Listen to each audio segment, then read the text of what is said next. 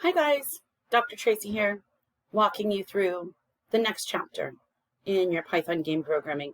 This one is a joke telling program. So in this program, there's only a few new concepts to add to everything that was in chapter 3, and that is escape characters, single quotes and double quotes, and the end keyword. So it's not too much additional here.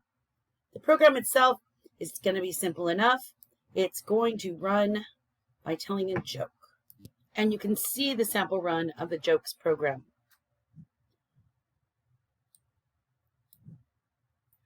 Notice this cool feature right here. If you get errors after you put in the code, you can compare it using their online diff tool.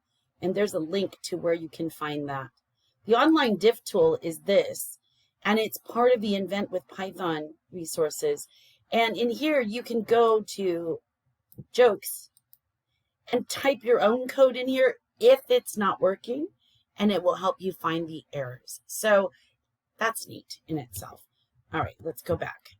Okay, so the code for this joke telling program is a bunch of print and input statements. The input statements are just so you have to press a key to move on.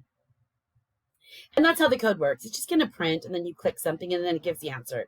And then it prints a blank line. Then it prints another joke. But the thing that's being demonstrated in here is the fact that it's single quotations and escape characters right here. We're using a single quotation to define that this whole thing should print. But if I put that single quotation for astronauts in there, it would end the string literal. So we use escape characters, and that's what that means.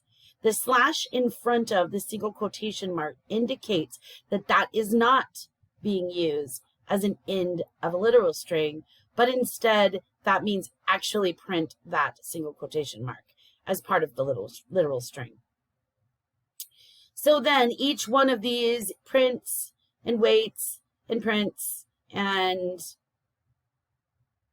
there's an end in there, and that's an extra piece that's added on here because the end,